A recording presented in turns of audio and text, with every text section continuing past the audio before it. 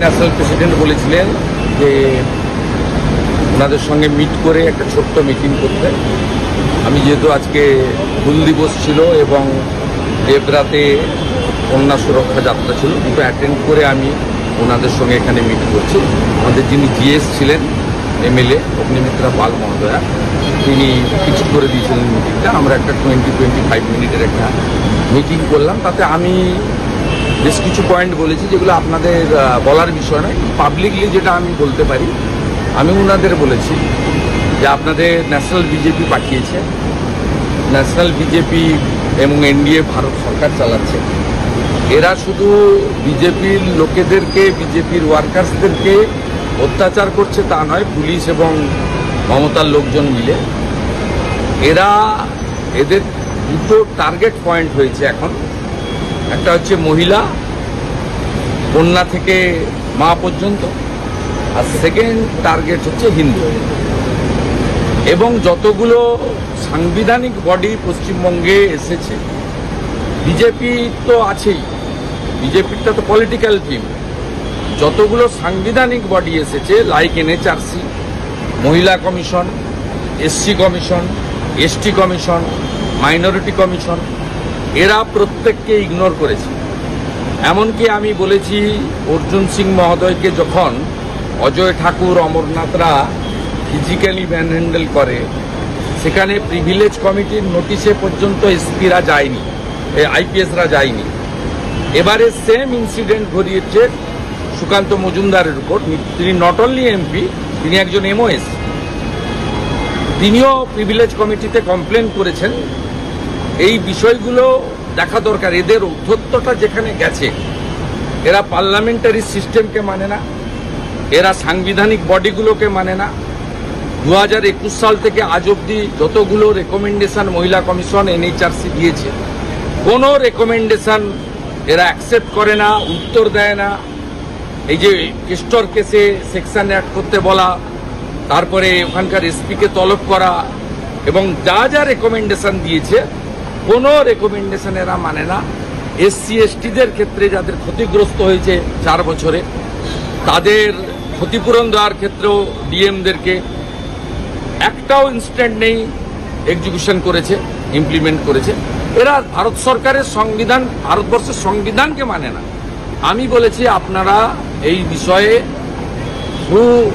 আমাদের national president সরকারকেও এই বিষয়টা জানা দরকার হয়েছে এবং সামনে আনা দরকার, এদের শিক্ষা দেওয়া দরকার আছে।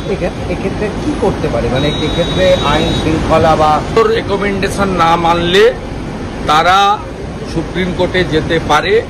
আমার নিজের ধারণা এটা, আমি অনেকদিন ধরে ল মেকার, আমার নিজের ধারণা তাদের সংশ্লিষ্ট যে সাংবিধানিক বডি রয়েছে সেখান থেকে অনুমতি নিয়ে তারা এটা করতে পারে। অর্থাৎ তাদের একটা শিক্ষা আইনের মধ্যে দিতে হবে। সব রাজ্যে যে দলেরই সরকার থাকুক, এই সাংবিধানিক বডিকে তারা তাদের রেকমেন্ডেশন মানতে বাধ্য। যদি না মানে তার যথাযথ কারণ তাদেরকে দিয়ে স্যাটিসফাইড করতে বাধ্য। এই একটা মাত্র স্টেট যেহেতু একজন চালায়, বাকি সব ল্যাম্প পোস্ট।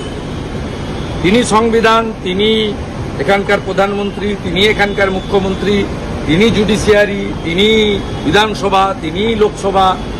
তিনি আলাদা পতাকা বের করেছেন পশ্চিমবঙ্গে, তিনি আলাদা গান বের করেছেন পশ্চিমবঙ্গে, তিনি বাংলাদেশের ব্যাপারে কথা বলেন, তিনি এর আগে পুলওয়ামা ইনসিডেন্টে এভিডেন্স চান, সিঁদুর কেন নাম দেওয়া হয়েছে প্রশ্ন করেন, তিনি বিএসএফকে দেশবিরোধী বলেন, বিএসএফ দেখলে হাতা খুন্তি নিয়ে মেয়েদের বেরোতে বলেন, সিআরপিএফকে বিজেপির উইংস বলেন, সিবিআই, ইডি, এনআইএর বিরুদ্ধে, আইটির বিরুদ্ধে বিধানসভায় মোশন আনেন। উঠতে বসতে প্রধানমন্ত্রী এবং ভারতবর্ষের স্বরাষ্ট্রমন্ত্রীকে মুখে যা আসে সেই একই ভাষায় কথাবার্তা বলেন। অতএব ইনাকে সংবিধানের মধ্যে থেকে সবক শিখানোর, শিক্ষা দেওয়ার সময় এসেছে। আমি এটা হাই লেভেল টিম এবং এখানে যারা আছেন এসছিলেন 4 জন, তারা কেউ এক্স সিএম, কেউ এক্স সেন্ট্রাল মিনিস্টার, কেউ ex IPS. They are very veteran, experience public ফিল্ডে এবং অ্যাডমিনিস্ট্রেটিভ ফিল্ডে। আমি এদের বলেছি, এরা জানে আমি আমার যে পয়েন্টসগুলো ছিল, স্পেশালি 3টে পয়েন্টস, যেটা একটা পয়েন্ট আমি মিডিয়া বলবো না, বাকি 2টো পয়েন্ট আপনাদের কাছে বললাম, যে পার্লামেন্টকে মানে না, আমাদের এখানে অপোজিশন মানে বিজেপির এমপিরা নট সেফ। এর আগে অর্জুন সিং এর সঙ্গে ঘটেছে, এবারে সুকান্ত মজুমদারের সঙ্গে ঘটিয়েছে। এবং আমি এমএলএদের কথা বলিনি, যেহেতু এটা পার্লামেন্টের সাবজেক্ট নয়, অ্যাসেম্বলির সাবজেক্ট। ওখানে তো একটা দলদাস স্পিকার আছে, বলে লাভ নেই, 8 মাসে ভাবেই চলবে, সেটা আমরা জানি। আর সেকেন্ড থিং আমি বলেছি যে কোনো সাংবিধানিক বডিকে মানে না, এবং ধুলিয়ান শামশেরগঞ্জের সময় হিন্দু পলায়নের ক্ষেত্রেও মহিলা কমিশনের যে রেকমেন্ডেশন ছিল, কোনো রেকমেন্ডেশন এরা মানেনি।